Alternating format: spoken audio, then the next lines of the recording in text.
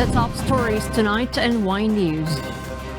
Senate President Francis Cheese Escudero assures that the budget for corresponding law enforcement agencies will not be deducted if suspended Bambantarlac Mayor Alice Guo is still not arrested.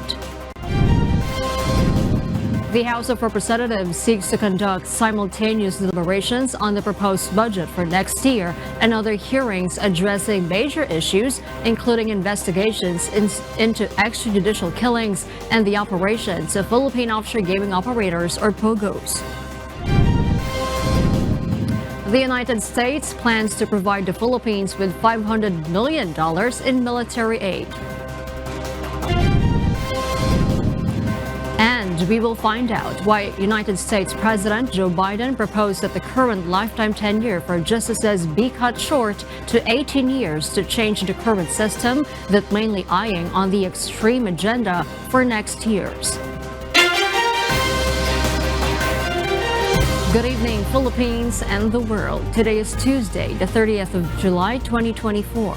Join us in the next hour as we deliver today's top stories around the Philippines and in other parts of the world. We are also seen in 1,935 satellite monitoring centers nationwide and via live streaming worldwide through the UNTV News and Rescue social media channels. I am Hardy Delgado. First in the news.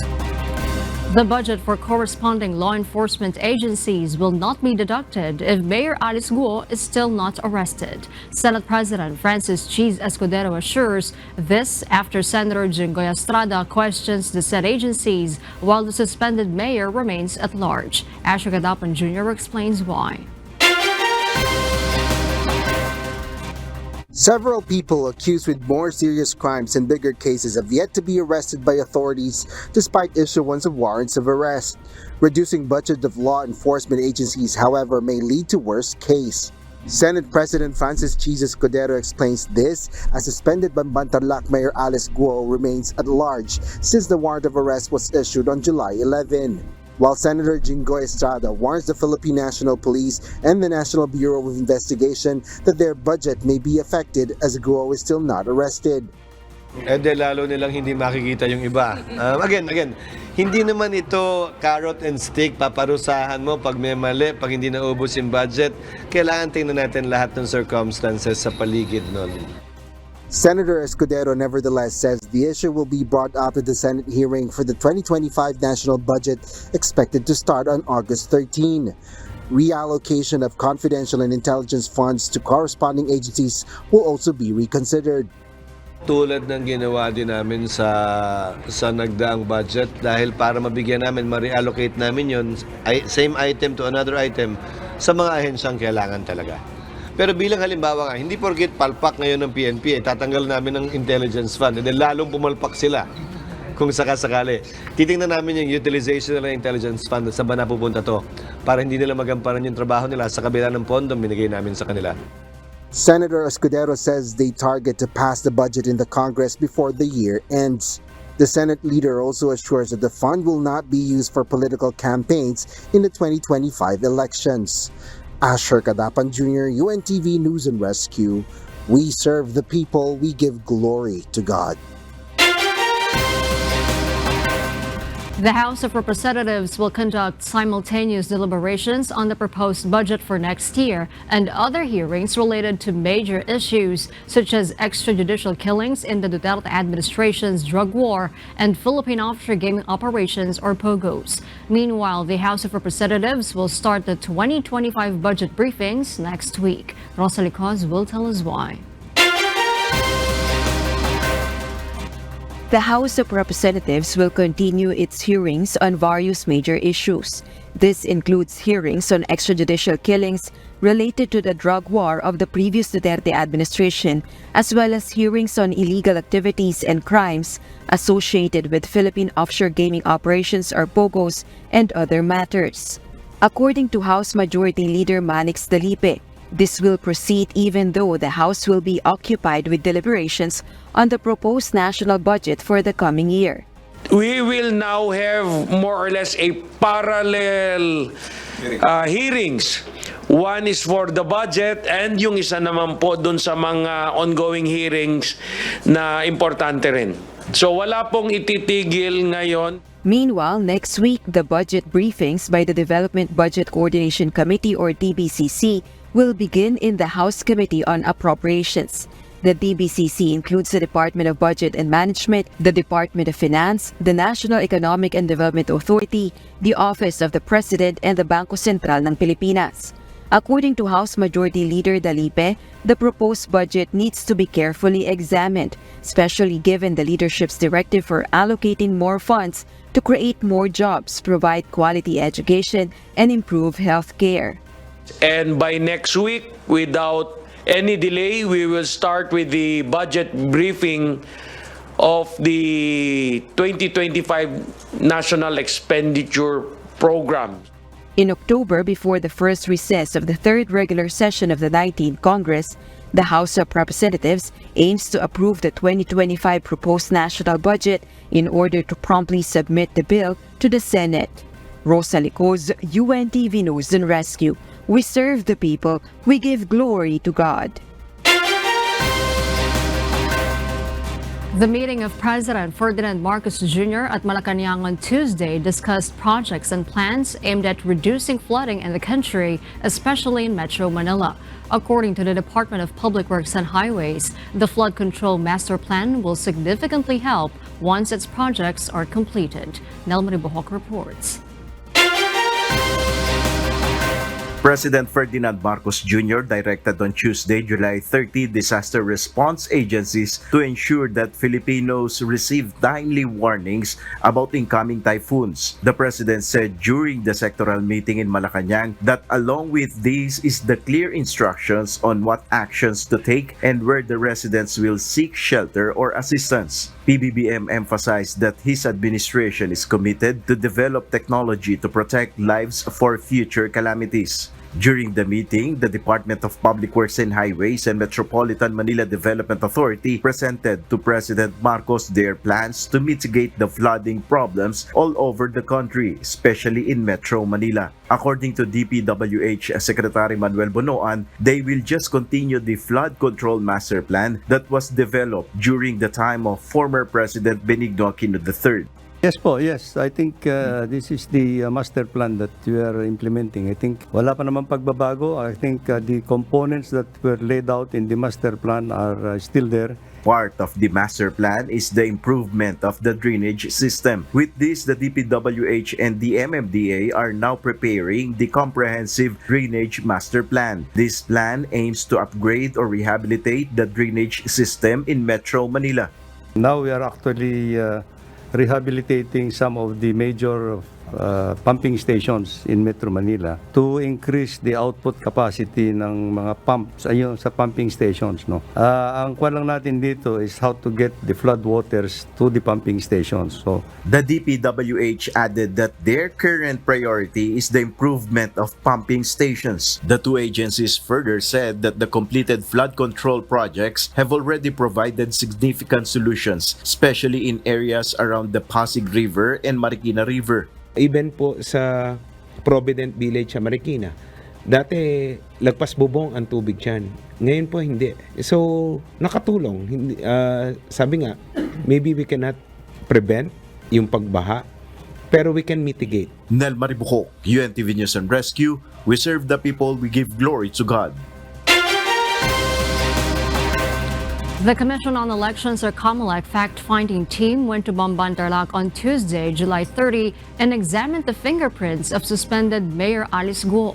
Meanwhile, the acting mayor of Bamban said he has no information about the whereabouts of said official. Dante Amento tells us why. To unearth the issue on whether suspended Mayor Alice Guo had a material misrepresentation or falsified her certificate of candidacy or COC, the Commission on Elections or COMELEC fact-finding team conducted a technical examination on the 4 documents that contain Guo's fingerprints in Bamban Tarlac this morning, July 30. These include her application for registration and certificate of candidacy or COC during the 2022 polls. And the third document is the certificate of candidacy filed by Alice Go as mayor of Bamban for the 2022 national and local election. COMELEC Chairperson George Erwin Garcia explained the science of fingerprints is admitted as evidence even by the Supreme Court. Sa kahit po anong jurisdiction, sa Pilipinas man o sa ibang bansa, ang fingerprint ay binibigyan ng napakataas na kredibilidad, lalo na kung ito ay gagawin, isasagawa ng mga eksperto na dito. The results of the fingerprints exams would be forwarded to the COMELEC Law Department. The same will be compared with the NBI findings that said Mayor Go and Chinese national Go Huaping are one and the same person. Subsequently, the Law Department will recommend either to file or not an appropriate complaint against Go if there is material misrepresentation. Hindi, magre-recommend kami sa NBank kasi fact-finding investigation lang ito. So pag meron kaming findings, baka pwede kami i-direct ng Commission NBank to file motu proprio and election offense case against the respondent. Meanwhile, Bamban Acting Mayor Leonardo Anunciacion disclosed that he has no information of Mayor Go's whereabouts. The last time they met was allegedly during the first appearance of Go in the Senate hearing. More than 1 month na po, ito pa kami nagkita. Pero nakikipag-communicate po ba? Hindi po. Wala kami. Nasaan na siya ngayon? Hindi ko po alam po nasaan. Dante Amento, UNTV, News and Rescue. We serve the people. We give glory to God.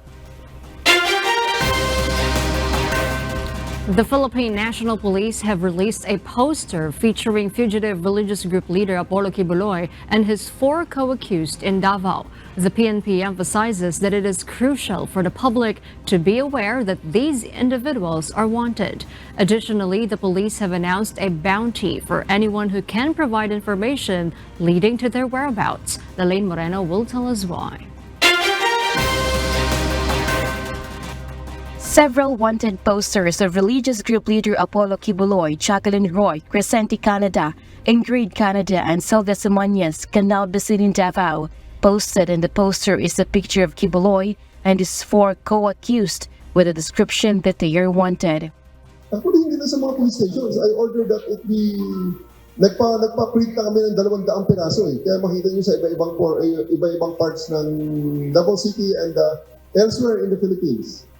Pinapopost ko na rin sa aming website so that it will be worldwide kasi these people has the capability to run away from the Philippine laws.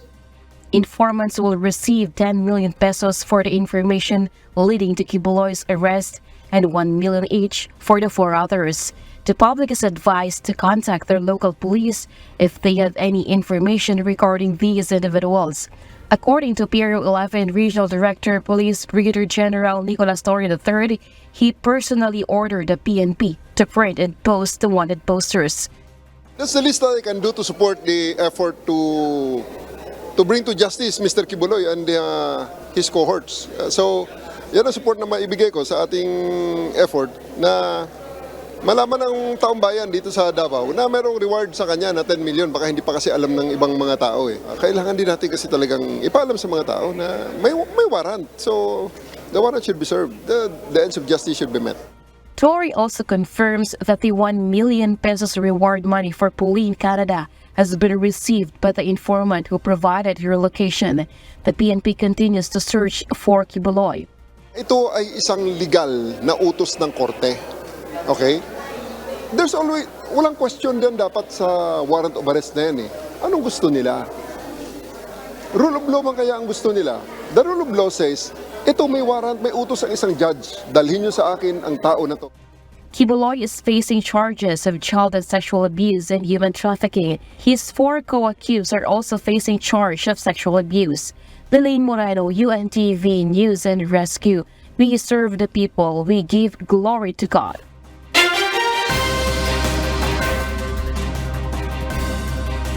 And for the news abroad, an investigation surrounding the abuse of detainees at 2 Israeli military compounds led to a breakout of protests from the right wing. From Thailand, here's RK Liorca to tell us why live.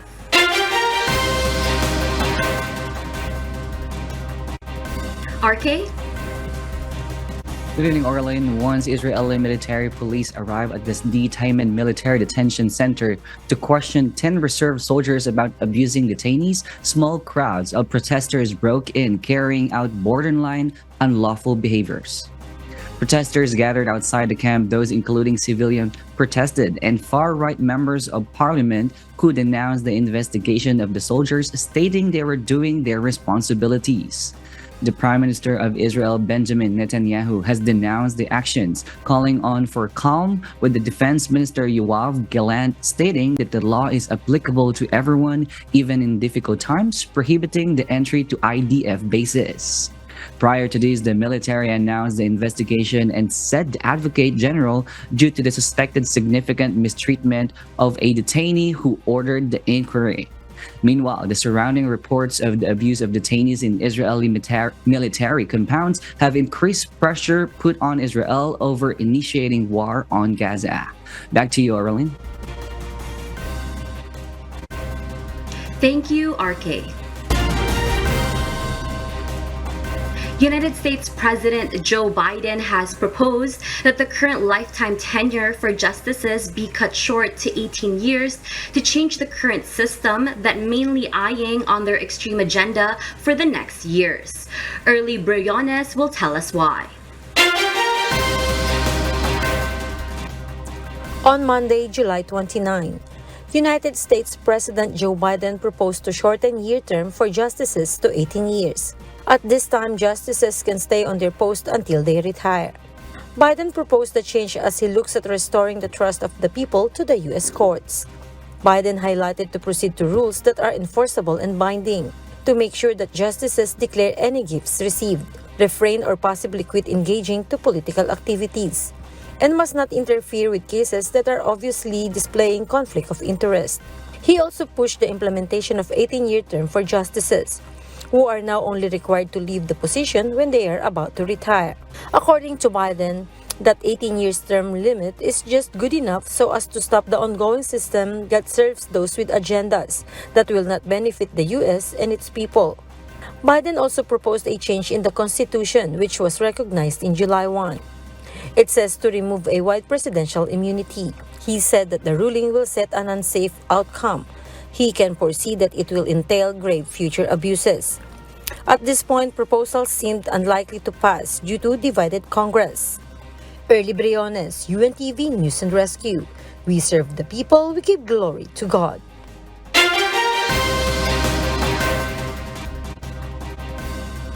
We'll share more global stories with you later. But for now, back to you, Harleen. Thank you, Aurelien. For those watching our live streaming on YouTube, please click the subscribe button you see on your screen and ring the bell for notification. You may also follow us on Facebook, Instagram, and TikTok. Transport groups have issued a stern warning of a potential strike should the Senate move forward with the suspension of the Public Utility Vehicle Modernization Program, or PBBM. JP Nunez will tell us why. The National Federation of Transport Cooperatives, or NFTC, are planning to conduct Unity March on August 5 next Monday. Their intention is to show to the government their support to the implementation of the Public Utility Vehicle Modernization Program, or PUVMP. This is in response to the plan of the Senate to pass a motion to suspend the PUVMP. According to NFTC National President Edmundo Cadavona, they will start their march in Welcome Rotunda in Quezon City and they will end in Menjola, Manila. He emphasized that if the Senate pursue the suspension, they should pay minibus they loaned from banks. Payag kami sir, isuspendin nila yung modernization. Bayaran na sila magbayad na mismo sa bangko, inutang namin sa bangko yung mga units namin. He elaborated that when PUVMP is suspended, they will lose their way to loan from the bank. This is a major issue as they are still procuring new units of modern jeep and their traditional units of jeepney had been scrapped. At talagang perwisyo sa mananakay sir kasi ganito yan eh. Kung hindi tatakbo yung mga modern jeep namin, ano pa ipapalit namin dito na lumang jeep? Wala na sir, wala na kami papalit na luma dahil pina-scrap na namin ayon sa kautusan ng gobyerno. Meanwhile, the larger transport groups in the country, which is the Magnificent Seven, warn a transport strike if PUVMP will be suspended. National President of Pasang Mazda, Obet Martin, said majority of public utility vehicles have modernized, citing more than 80% data from the Land Transportation Franchising and Regulatory Board or LTFRB. He questioned that why senators need to listen to the minority who have not joined franchise consolidation. Papunta kami doon sa malawakang tigil pasada. At sinabi namin sa naming kasamahan, lahat ng re-electionist na mga senador na yan ay aming iboboycott at aming kakampanyang huwag iboto. The UNTV tried to get a response from LTFRB Chairman Chofilo Guadis III, but he did not respond yet. In a different media interview, he mentioned that the agency will write a letter to the Senate to prevent the suspension of PUVMP. JP Nunez, UNTV, News and Rescue. We serve the people, we give glory to God. Volunteers are still cleaning the schools that were flooded in Marikina City, which is why the city was among the places that postponed the opening of classes yesterday. Jed Neresina tells us why. After the onslaught of Typhoon Karina and southwest monsoon, the residents at Industrial Valley Complex in Marikina City volunteers and continue to clean the area. The local government, barangay officials, parents and youths are helping teachers in repairing the damage to schools. Hindi ko pwedeng sabihin ready na pero ginagawa naming lahat para maging ready ang mga classrooms para pagpasok ng mga bata, at least may mauupuan sila, nalinis naman na yung room. Lourdelisa Azucena, Faculty Club President of Industrial Valley Elementary School, added that she is optimistic that the cleaning and repairs will be completed before classes start. In relation, Felisa Paz Munoz, Principal of Industrial Valley Complex National High School, also shares the same view. Sinabi ko nga doon sa aming division office, the school is ready, yung ating mga classroom is ready for 100% of the rooms are ready.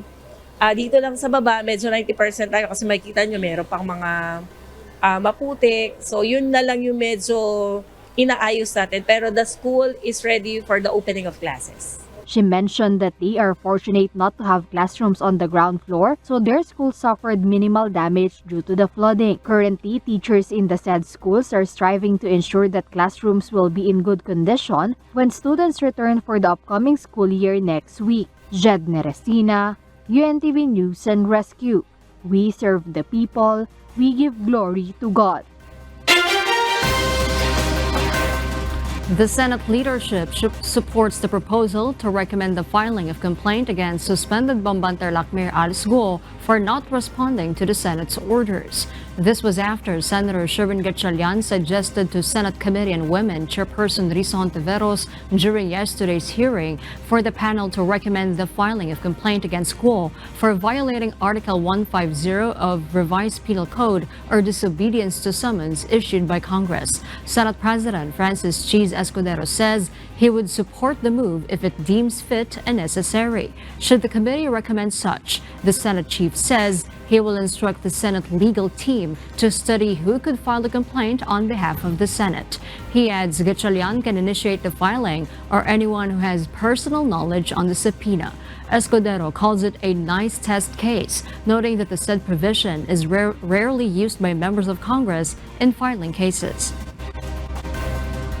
That is part of the recommendation. Then we will ask legal to look into it kung sino yung pwedeng maghain ng complaint affidavit na empleyado ng komite.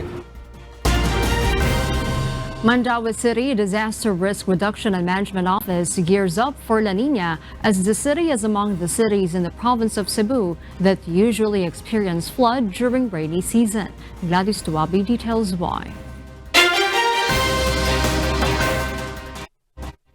Mandaue City has already intensified its preparations for La Nina phenomenon. The city usually experiences a flood during rainy season, as it has Butuanan River and Mahiga Creek, aside from drainage problems. According to Emmanuel Crucio, the environmental planner of Mandaue City Disaster Risk Reduction and Management Office, Butuanan River overflows if heavy rains continues to pour in a span of more than 2 hours. The city has already prepared early warning system to monitor the status of the said river to be able to respond and implement evacuation when necessary. There is also ongoing trainings for the emergency response team about contingency planning and hazard mapping, and training for the barangay and community level to equip them. 4 years ago, ang gisugdan o himo ang atong master drainage plan, and then from there, ang mga drainage o mga flood mitigating projects dito naka-base. So in fact karon naatay along Butuanan River na ay flood prone slope protection, kay kung muawas ang Butuanon, maglisod man og sagang ang mga communities along the river. So ongoing na siya. Unya katong mga drainage ng mga karaan ng mga drainage ipang kuanan, gipadayon na sa city engineering. In fact naapoy mga gipang assess na nila nga mga drainage kani mga projects nga gibuhatan og bag-o nga drainage lines. Mandaue City has also set projects to mitigate flooding in low-lying areas in the city, such as the slope protection of Butuanan River and Mahiga Creek. Aside from our Osaka office no housing urban development office, napoy gitukod si mayor nga office kanang Purok Development Office nga mo link mi dito sa Purok level aron ang mga tao ma-train sa mga specialist sa kanang mga disaster related nga mga trainings. Kami mo nag-provide sa mga trainings o even mga equipment nga ipanghatag. Dili lang baha, apil po ang mga fire. Gladys Tuwabi, UNTV News and Rescue. We serve the people, we give glory to God.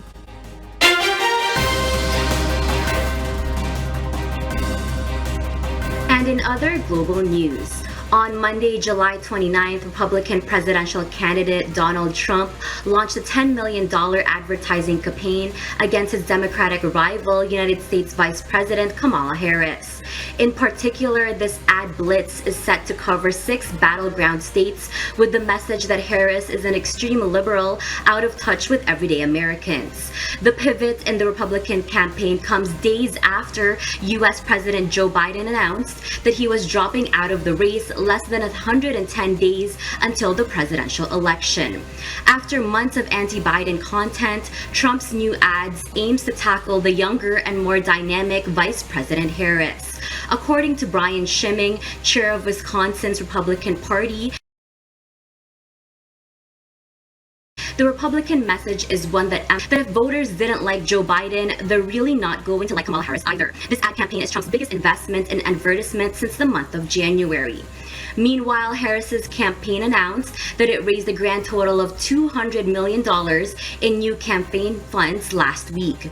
The United States presidential election is set to take place on Tuesday, November 5th, 2024.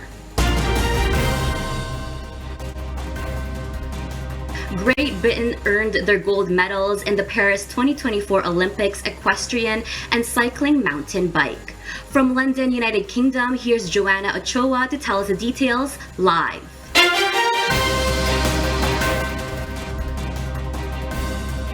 Good evening, Joanna. Good evening, Orlin. Team Great Britain won their first gold medal in Paris 2024 Olympics 3-day eventing contest of dressage, cross-country and show jumping presented by Laura Collette, Tom McEwen and Ross Cantor. Another gold medal was followed by Tom Pidcock in the men's mountain bike final despite a puncture in his 4th lap, with France placing 2nd and South Africa in 3rd place. Additionally, Noah Williams won a silver medal in the men's synchronized 10-meter platform, along with Tom Daley, who came out of retirement as requested by his son. This makes Team Great Britain currently 5th on the overall medal table with a total of 10 medals, claiming 2 gold medals, 5 silver medals and 3 bronze medals. As of July 30, Team Japan are in the lead with 12 medals, consisting of 6 gold medals, 2 silver medals and 4 bronze medals. following by France and People's Republic of China, both with 5 gold medals. Meanwhile, the Philippines sent 22 athletes to the Paris 2024 Olympics, and some athletes representing other countries carry their Filipino roots, such as Jake Jarman of Great Britain competing in men's artistic gymnastics, and Lee Kiefer of USA competing in women's fencing. Orlin. Thank you, Joanna. The new Finance Minister of Britain, Rachel Reeves, has announced immediate spending cuts and proposed further cuts for the next financial year to address the projected budget deficit. Gerard Morale will tell us why.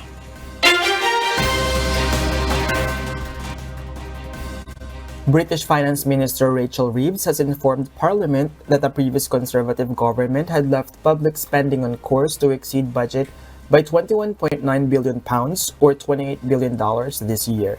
To address this, she announced immediate cuts of £5.5 billion and planned further cuts of £8.1 billion for the next financial year. Additionally, she confirmed a total expenditure of £9.1 billion on pay increases for public sector workers based on recommendations from independent pay-setting bodies. Reeves emphasized the urgency of addressing the unsustainable state of public finances, highlighting the risk it poses to economic stability if left unaddressed. She stressed the need for difficult decisions to achieve further in-year savings and recognized the challenges of addressing an economy with sluggish growth, high public sector net debt, and a potential historic high in the tax burden. Reeves also outlined budget cutbacks in various sectors such as road building and railway restoration, with a commitment to review hospital rebuilding projects. Furthermore, she proposed measures to save approximately £1.5 billion annually by discontinuing annual heating cost payments to higher-income pensioners. In response to her announcements, the Conservative Party accused Reeves of planning tax increases and cancellations of projects as part of a political agenda. However, experts have acknowledged the significant funding pressures and the need to address them. The Office for Budget Responsibility has raised concerns about the preparations of the previous budget and emphasized a review process. Reeves affirmed her party's commitment to not raise income tax, value-added tax, and other main taxes, stating that any tax changes would be presented in the formal budget statement in October. Gerard Moral, UNTV, News and Rescue. We serve the people, we give glory to God.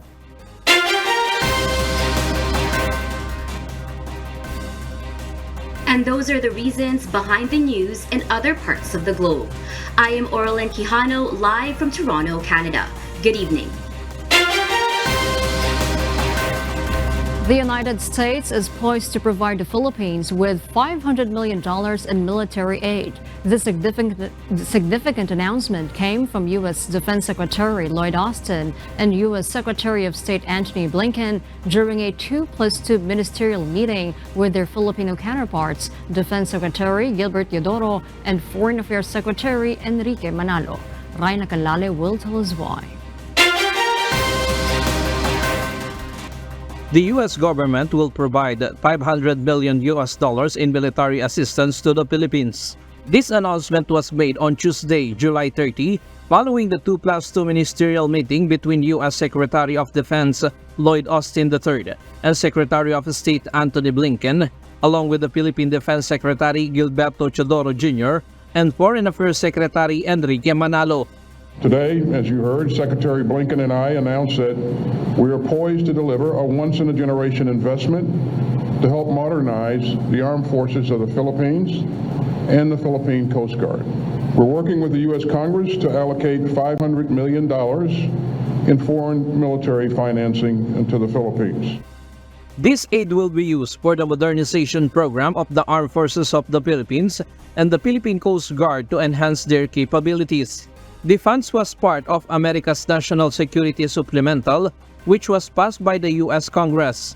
Taiwan is also among the recipients of U.S. military aid in the Indo-Pacific region. In addition to the $500 million, $128 million will be allocated for the development of the EDCA sites in the Philippines. We also reaffirmed the Department of Defense that the Department of Defense intends to more than double our investments at enhanced defense cooperation agreement locations across the Philippines. President Biden's budget request this year includes more than $128 million to fund important EDCA infrastructure projects. According to Defense Secretary Gilberto Chodoro Jr., the funds will be used to strengthen the security capability of the Philippines, including aspects of cybersecurity. The priorities will be laid down in the security sector assistance roadmap. Naturally, a lot of our inherent hardening capabilities are included, like cyber capabilities and the like. These and all the EDCA investments will serve to secure the Philippines' credible deterrent posture. He stated that every expenditure will strengthen the Philippines' ability to defend itself against aggression from other countries.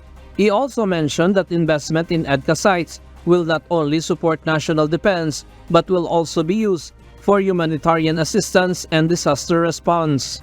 Additionally, these sites will serve as venues for joint cooperation and interoperability between the Philippines, the United States, and other like-minded countries. Ryan Lacanlale, UNTV News and Rescue. We serve the people, we give glory to God. Our kasambahay, as the world faces these trying times amid the various challenges and uncertainties, we are inviting everyone to join the global prayer for humanity. Good day. I'm Brother Eli Soriano of the members of the Church of God International. I want to invite you to join us in a minute of prayer every day to pray for humanity and the whole world as we go through these perilous times. While safety measures like washing of hands and strengthening of our immune systems may help us through this horrible predicament, there is still no precaution or cure more powerful than God's mighty intervention. And we need His intervention now more than ever. It doesn't matter what religion you are in or what denomination you belong. This is an invitation for all the people around the world who cares for the future of their family, friends, loved ones, and humanity as a whole. Everybody is welcome to pray with us. For more details, you can check out the description box below. Thank you very much, and I hope to hear from you soon. May God bless you.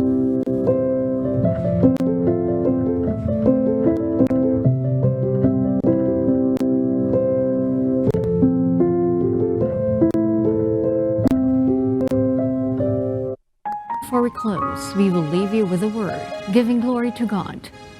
From the book of Romans, chapter 12, verse 12, it says, rejoicing in hope, patient in tribulation, continuing instant in prayer.